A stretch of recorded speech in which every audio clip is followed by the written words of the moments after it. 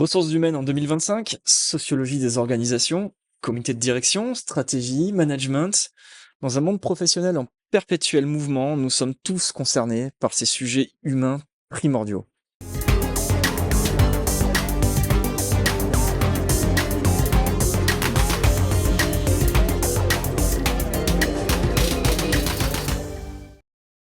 Bonjour et bienvenue dans l'écho des Yvelines, le rendez-vous des entreprises et de leur syndicat, le MEDEF.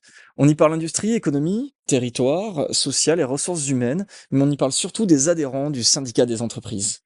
Céline Postel, bonjour. Bonjour Erwan.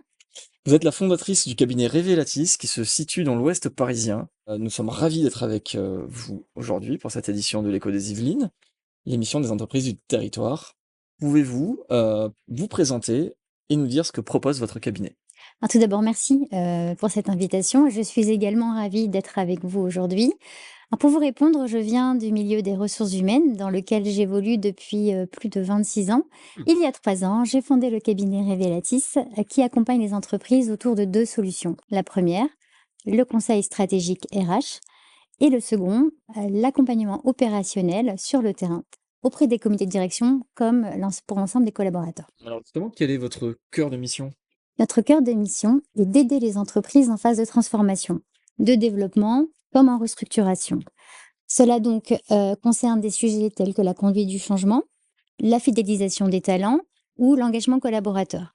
Revelatis, c'est aussi une équipe de 8 personnes aux expertises complémentaires, disponibles et présents pour accompagner les entreprises du territoire. Sur quel domaine interviennent ces équipes? Quelles sont les idées fortes et motrices de votre activité?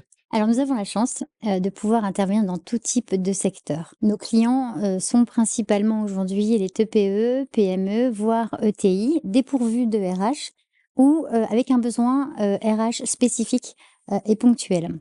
Notre force, c'est cette approche transversale. C'est la raison pour laquelle nous sommes capables d'intervenir en individuel, en collectif, et donc par le biais de propositions de coaching, d'ateliers, de formation et de tout type d'accompagnement qui va favoriser le développement de l'intelligence collective.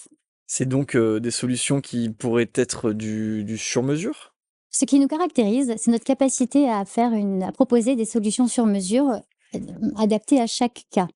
Et donc, c'est la raison pour laquelle il n'est pas rare de démarrer un accompagnement par un entretien exploratoire, un diagnostic interne, des assessments ou tout autre outil adapté à la solution de l'entreprise qui nous appelle. Est-ce que vous auriez un exemple révélateur, un exemple concret pour illustrer votre activité, pour illustrer ce que vous venez de nous expliquer? Enfin, peut-être un cas d'école?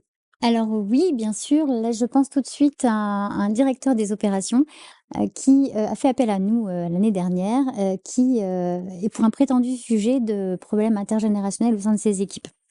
Après différents échanges, en fait, il était constaté que le problème ne venait pas, de ce qu'il pensait, mais bien d'un souci de communication descendante auprès de la direction. Et donc ensemble, on a co-construit, un outil, permettant de recenser objectivement les besoins des collaborateurs. Ces besoins, ont mis en évidence des indicateurs et c'est autour de ces indicateurs que nous avons, proposé, un accompagnement sur mesure. Et d'ailleurs, c'est la raison pour laquelle, en fait, notre accompagnement, se caractérise aussi, par, du sur mesure, qui répond à l'ensemble, des thématiques ou des problématiques rencontrées dans les entreprises et donc on peut être amené à démarrer, une phase d'accompagnement, par, des entretiens exploratoires par exemple, des assessments, des diagnostics internes ou tout autre outil, permettant de pouvoir répondre, à la problématique du client. Et donc pour la petite anecdote de ce directeur des opérations, eh bien en fait, il s'avère que la cohésion est revenue, l'entreprise se porte mieux. En fait, les valeurs et la stratégie de l'entreprise sont connues de tous et partagées. Petite, anecdote, ce fameux directeur des opérations a même été remercié en recevant une prime Révélatis, parce qu'il a réussi à coordonner, la mission et voilà, la suivre jusqu'au bout. Eh bien, bravo à vous et à lui. Est-ce que vous diriez de manière générale qu'une entreprise qui mise sur la matière humaine est une entreprise qui a un intérêt à le faire et qui réussira mieux par la suite?